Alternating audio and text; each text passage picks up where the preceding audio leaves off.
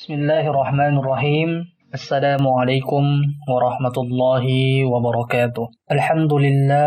Alhamdulillahilladzi hadana subul salam wa afhamna bi syari'atin nabiyil karim. Asyhadu an la ilaha illallah wahdahu la syarika lah dzul jalali wal ikram. Wa asyhadu anna sayyidana wa nabiyyana Muhammadan abduhu wa rasuluh. Allahumma salli wa sallim wa barik ala sayyidina Muhammad wa ala alihi wa ashabihi wat tabi'in. Amma ba'du. Sahabat Radio Salibas yang dirahmati oleh Allah Subhanahu wa taala, mengawali tausiah pada sore hari ini menjelang berbuka puasa, marilah kita senantiasa meningkatkan ketakwaan kita, meningkatkan keimanan kita kepada Allah Subhanahu wa taala dengan menjalankan semua kewajiban. Terlebih lagi pada bulan suci Ramadan ini, segala amal perbuatan kita insyaallah semuanya dapat bernilai ibadah. Sobat Salibas yang dirahmati oleh Allah Subhanahu wa taala, jadi kita bisa mengatakan pada Ramadan tahun ini kita tidak hanya berjuang melawan godaan setan dan hawa nafsu, tapi kita juga diberikan satu tantangan untuk melawan keadaan dan situasi seperti ini. Keadaan yang membuat kita menjadi panik, keadaan yang membuat kita menjadi takut, resah, susah, ada perasaan khawatir, was-was. Bahkan yang sangat disayangkan, sempat kemarin terjadi saling mencaci, saling memaki dan mencerca, sehingga tidak ada lagi tampak kebersamaan ukhuwah di antara kita. Ini tentunya kita tidak boleh kalah dengan keadaan. Kita kalahkan keadaan situasi ini dengan tetap menjaga hati. Hati kita tetap harus jernih, tidak boleh terkotori dengan kepanikan dan ketakutan. Hati kita tidak boleh dilanda kepanikan dan ketakutan sehingga menjadikan ibadah Ramadan kita ini tidak menjadi prima, tidak maksimal. Tapi harus tetap menjaga kewaspadaan pula. Ibadah jangan ditinggalkan, tapi protokol kesehatan sebagaimana yang telah dikemukakan oleh para pakar kesehatan dan juga telah dikampanyekan oleh pemerintah, jangan juga sampai diabaikan. Ikhtiar lahir ragawi kita tetap dijalankan, tapi tawakal kepada Allah sebagai ikhtiar spiritualitas kita jangan sampai menjauh dari hati kita. Sobat Salibas yang dirahmati oleh Allah Subhanahu wa taala, Maha suci Allah yang telah menciptakan makhluknya dengan segala manfaat dan kesempurnaannya, baik makhluk yang dapat dilihat dengan mata telanjang maupun membutuhkan alat bantu untuk melihatnya. Semua Allah ciptakan dengan ragam peran dan manfaatnya di muka bumi ini. Allah kerap membuat perumpamaan untuk menjelaskan suatu kebenaran, suatu hakikat dengan bermacam makhluk baik yang kecil maupun yang besar. Bahkan kalau kita menelusuri, kita ingin mentadabburi Al-Quran, kita akan mendapati bahwa banyak sekali perumpamaan-perumpamaan yang diambil oleh Allah itu dari makhluk-makhluk yang dalam kehidupan ini mungkin kita anggap remeh. Orang-orang kafir justru mencibir ketika Allah mengambil perumpamaan berupa makhluk kecil yang dipandang remeh seperti lalat dan laba-laba, sehingga turunlah ayat Bismillahirrahmanirrahim. Innallaha la yastahi ayyadriba mathalan ma ba'udatan fama fawqaha fa'amma alladhina amanu faya'lamuna annahu al-haqqu min rabbihim wa amma alladhina kafaru fayaquluna madza arada Allahu bihadza mathalan yudillu bihi katsiran wa yahdi bihi katsiran وَمَا يُدِلُّ بِهِ إِلَّا الْفَاسِقِينَ. Sesungguhnya Allah tiada segan membuat perumpamaan berupa nyamuk ataupun yang lebih rendah dari itu. Adapun orang-orang yang beriman, maka mereka yakin bahwa perumpamaan itu benar dari Tuhan. Tetapi mereka yang kafir mengatakan, apakah maksud Allah menjadikan ini untuk sebagai perumpamaan? Dengan perumpamaan itu banyak orang-orang yang disesatkan oleh Allah, dan dengan perumpamaan itu pula banyak orang-orang yang diberinya petunjuk. Dan tidak ada yang disesatkan Allah kecuali orang-orang yang fasik. Quran Surah Al-Baqarah ayat 26. Dari ayat ini diterangkan, kita dapat menguraikan tafsirnya bahwa sesungguhnya Allah tidak merasa segan atau malu untuk membuat perumpamaan bagi sebuah kebenaran dengan seekor nyamuk atau dengan seekor kutu yang bahkan lebih kecil dari nyamuk itu. Termaksud bakteri, termaksud kuman, virus, dan sebagainya semuanya adalah ciptaan Allah yang pasti memiliki peran yang tidak sia-sia dalam kehidupan ini. Hal ini tentunya hanya bisa kita rasakan kalau kita senantiasa ingin merenungi ciptaan Allah. Nah, berdasarkan ayat tadi Quran Surah Al-Baqarah ayat 26 dijelaskan bahwa ada dua output ketika kita merenungi suatu penciptaan Allah. Apakah kita justru menjadi ingkar atau kita meyakini itu adalah hakikat yang luhur yang datang dari Allah Subhanahu wa Ta'ala. Jika kita kontekstualisasikan dengan keadaan kita sekarang, apakah kita meyakini bahwa melaksanakan ibadah Ramadan dengan kondisi seperti ini tidak seperti biasanya dalam kondisi menghadapi virus pandemi corona, kita menjadi orang yang bertambah keimanannya, kita meyakini hakikatnya, atau justru sebaliknya kita seperti orang-orang kafir justru malah ingkar, seolah-olah kita tidak menerima kenyataan ini dan kita selalu bertanya-tanya, mempertanyakan apa sebenarnya, apa hakikat, apa maunya Allah dengan keadaan seperti ini. Jangan sampai seperti ini. Tentunya kita ingin menjadi yang pilihan pertama. Kita ingin mengetahui hakikat luhur dari situasi yang kita laksanakan pada bulan suci Ramadan ini dengan saat bersamaan kita mengalami pandemi virus COVID-19. Sobat Selebes sekalian yang dirahmati oleh Allah Subhanahu wa Ta'ala, lantas hakikat apa yang bisa kita ambil? Hakikat apa yang bisa kita pelajari? Pertama, ini mengenai tentang kemahaagungan Allah. Betapa lemah dan kecilnya kita sebagai manusia. Setiap kali kita melaksanakan sholat, kita selalu mengawalinya dengan takbiratul ihram, Allahu Akbar, Allah Maha Besar. Ini adalah bentuk pengakuan akan kemahabesaran Allah. Terbukti sekarang ini hanya melalui makhluk yang begitu kecil yang tidak tampak oleh mata kita, justru kita malah ketar-ketir, kita dibuat ketakutan. Hakikat yang lain yang bisa kita yakini bahwa Allah sedang menguji hamba-hambanya. Adalah kekeliruan besar mengaitkan ini, menyebut ini sebagai siksa Allah, sebagai azab Allah. Kita tidak dapat mengatakan ini sebagai siksa ilahi, karena ini tidak menimpa hanya kaum muslim saja, tapi juga non-muslim. Karena kalau kita memperhatikan Al-Quran, kesan yang diperoleh sangat kuat bahwa Allah hendak menjatuhkan suatu siksa kaum terlebih dahulu dengan menyelamatkan hamba-hambanya, sebelum menimpakan azab atau siksa kepada hamba-hambanya. Sebagaimana kita melihat hal ini terbaca jelas dalam Quran Surah Al-Hud ayat 26 dan 27, bagaimana seorang Nabi Nuh alaihissalam Allah perintahkan untuk mengangkut kaumnya yang beriman sebelum ditimpa azab banjir. Kemudian bagaimana kaum Nabi Lut yang diperintahkan menyelamatkan keluarganya, Allah perintahkan untuk menyelamatkan seluruh keluarganya kecuali istrinya yang durhaka. Jadi dalam konteks ini, situasi ini lebih tepat dikatakan sebagai fitnah atau bala. Kedua kata ini digunakan dalam Al-Quran dalam arti ujian atau cobaan. Sebagaimana dalam Quran Surah Al-Anfal ayat 25, Allah Subhanahu wa Ta'ala berfirman, Bismillahirrahmanirrahim, وَاتَّقُوا فِتْنَةً لَا تُصِيبَنَّ الَّذِينَ ظَلَمُوا مِنْكُمْ خَاصَّةً وَاعْلَمُوا أَنَّ اللَّهَ شَدِيدُ الْعِقَابِ. Yang artinya hati-hatilah, peliharalah dirimu dari ujian yang tidak hanya menimpa orang-orang yang zalim di antara kamu, dan ketahuilah bahwa Allah amat berat siksanya. Jadi dalam konteks ini, siksa azab itu justru konotasinya lebih melekat kepada orang-orang zalim dibandingkan orang-orang yang beriman.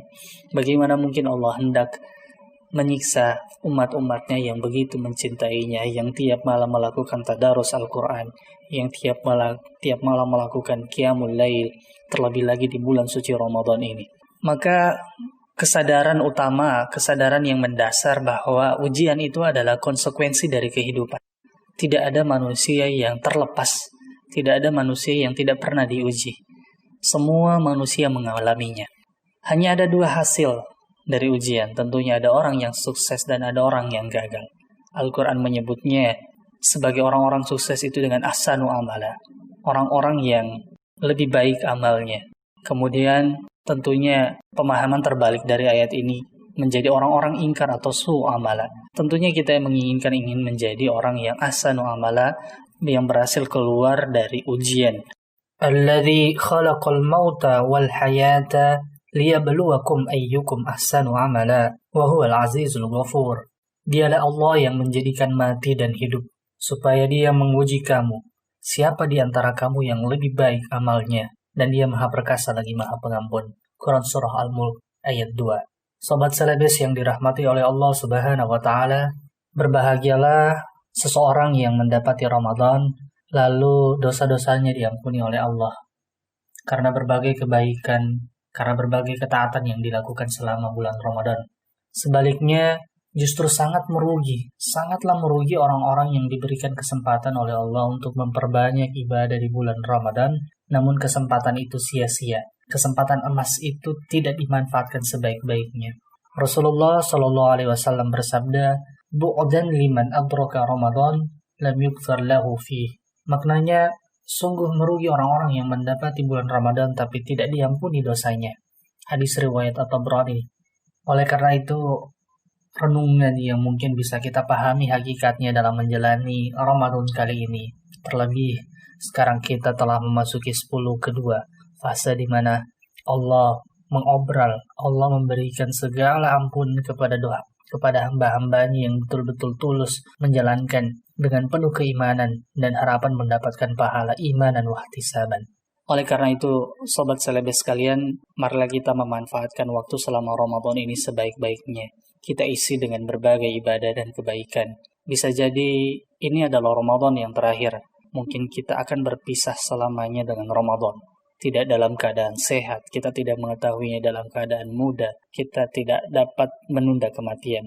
Kita dalam keadaan sakit ataupun tua, juga tidak dapat mempercepat kematian. Kita tidak mengetahui kapan ajal akan menjemput kita. Sahabat Selebes yang dirahmati oleh Allah Subhanahu wa Ta'ala, ada satu perenungan tobat yang mungkin bisa menjadi inspirasi kita. Kebetulan kisah ini juga ditulis oleh Syekh Abdul Aziz Ad-Darani dalam kitabnya Taharul Qulub wal Khudu' lil Alam al-Ghuyub. Kitab ini dalam satu bab khusus yang ditulis membahas tentang bulan Ramadan fil isti'anati wa dzikri Ramadan, dalam rangka memperjuangkan Ramadan dan mengingat Ramadan. Beliau menulis satu kisah di mana ada seorang raja yang marah pada menterinya. Wa ghadiba ba'dul muluk ala wazirihi fa'arada an yasrifahu an khidmatihi wa yub'iduhu an hadratihi. Seorang raja begitu marah pada menterinya, ia ingin memecat menterinya dari pengabdiannya dan menyingkirkannya dari kematian. Kemudian menteri itu berkata kepada raja, faqala lahul wazir, in kana wala budda faruddu alayya ma anfaqtuhu fi khidmatika. Kemudian si menteri itu tadi melawan si raja, mengatakan, kalau sampai pemecatan ini benar-benar terjadi, wahai raja, kembalikan kepadaku segala yang kukorbankan untuk mengabdi kepada. Faqala ma huwa. Raja itu bertanya, apa itu? Kemudian sang menteri menjawab, qala syababi rudduhu alayya faqad anfaqtuhu fi khidmatika fa'ajabal malik dzalika wa radiyan. Jadi menteri itu mengatakan bahwa tolong kembalikan semua masa mudaku yang telah kuhabiskan untuk mengabdi kepadamu. Sang raja kemudian terkejut mendengar jawaban itu dan tidak jadi marah pada menterinya. Ini adalah kisah yang menarik yang dituliskan oleh Sayyid Abdul Aziz Ad-Darani. Tentunya kita bertanya, apa sebenarnya kehendak Syekh Abdul Aziz Ad-Darani menulis kisah ini? Yang bisa kita pahami bahwa Syekh Abdul Aziz Ad-Darani ingin menekankan bahwa pentingnya masa muda, bahwa pertobatan itu tidak melulu harus dilakukan ketika kita sudah tua. Tobat harus dilakukan sejak sedini mungkin, setiap saat, dari mulai balik sampai ajal menjemput. Kita tidak bisa menganggap bahwa masa lalu akan kita temui walaupun kita dalam keadaan sehat dan walafiat. Walaupun sekarang masih gagah, berjalan tegap, kita tidak bisa mengetahui, kita tidak bisa memprediksi apakah kita akan bertemu dengan masa senja kita. Ini adalah satu kisah yang menarik yang diceritakan bahwa taubat ini bisa dilakukan kapan saja, di mana saja. Bahkan yang merasa dirinya tidak pernah melakukan dosa, dia harus taubat dari perasaannya itu. Karena sejatinya tidak ada manusia yang tidak membawa beban dosa selain para nabi. Sementara di halaman sebelumnya, Sayyid Abdul Aziz Ad-Darani mengutip sebuah riwayat yang cukup populer tentang Umar bin Khattab dengan seorang pemuda. Kisah ini sangat populer di kalangan Ahlussunnah wal Jamaah. Dalam riwayat itu diceritakan, Nazar Umar bin Khattab radhiyallahu anhu ila gulam yataraddadu fil ashar ila al-masajid walayhi habbatus suf Jadi Umar bin Khattab ketika itu pernah melihat seorang pemuda yang merutinkan dirinya mendatangi masjid di waktu sahur. Pemuda ini sangat rajin dan diperhatikan oleh Umar bin Khattab yang biasanya datang di waktu sahur dengan menggunakan pakaian suf, pakaian yang berbulu wol yang tebal itu. Kemudian Umar bin Khattab menegur si pemuda tadi itu. Faqala lah, ya gulam laqad asra'ta. Wahai pemuda, kau sungguh telah terburu-buru, terlalu semangat. Ini maksudnya Umar bin Khattab menegur si pemuda tadi itu. Faqala, ya Amirul Mu'minin, laisa kullu thamarin yudrikun nadaj. Kemudian si pemuda tadi itu menjawab kepada Umar bin Khattab, wahai pemimpin orang-orang mukmin, wahai Umar bin Khattab, sang pemimpin orang mukmin, ketahuilah bahwa tidak semua buah menjumpai masa matangnya. Jadi si pemuda itu memberikan satu ibarat bahwa buah itu yang tumbuh di pohon pun tidak pernah, ada juga yang tidak sampai mencapai masa matang. Nah, ini adalah cara pandang yang menarik yang disampaikan oleh si pemuda tadi, bahwa dia menyadari betul bahwa tidak semua buah bertemu masa matangnya. Oleh karena itu dia betul-betul memanfaatkan kesempatannya di masa mudanya ini untuk mengisi dengan segala berbagai macam kebaikan. Nah, kesadaran inilah yang kalau kita tumbuhkan dalam diri kita, maka niscaya kita tidak akan membuang-buang kesempatan emas, kesempatan yang begitu besar yang diberikan oleh Allah ketika kita ingin berusaha bertaubat, mendekatkan diri kepada Allah. Terlebih lagi, kita kembalikan kepada pembahasan awal tadi bahwa bulan Ramadan adalah bulan yang penuh ampunan. Karena itu, marilah kita sama-sama mendorong diri. Marilah kita sama-sama memaksakan diri dengan seraya memasrahkan segala dosa-dosanya kepada dosa-dosa kita kepada Allah dengan taubatan yang sungguh-sungguh, taubatan nasuha. Man shoma Ramadanan imanan wa ihtisaban. Cukup dengan dua tadi itu, iman dan wa ihtisaban. Dengan iman dan mengharapkan pahala, maka semua diampuni dosa-dosanya yang terdahulu. Jadi tentunya marilah kita melakukan berbagai ibadah di bulan Ramadan ini dengan iman yang benar, niat yang benar, dengan tata cara yang benar. Maka kebenaran iman, kebenaran niat, kebenaran tata cara hanya dapat terwujud jika kita berilmu. Jika kita berusaha memahami ajaran-ajaran tuntunan agama, kita tidak pernah bosan mengkaji ilmu agama. Karena ilmu agamalah yang menuntun kita untuk menapaki jalan kehidupan di dunia ini dan selamat dan menunjukkan kepada kita jalan untuk meraih derajat takwa. Dengan mengharap ridha Allah dan pertolongan Allah, hasbi Allah wa ni'mal wakil. Semoga puasa tahun ini dapat mengantarkan kita kembali kepada fitrah kita sebagai manusia, dan ketika bulan Syawal datang, kita tetap mempertahankan pencapaian kualitas pribadi yang taat kepada Allah Subhanahu wa taala. Akhirul kalam, Assalamualaikum warahmatullahi wabarakatuh.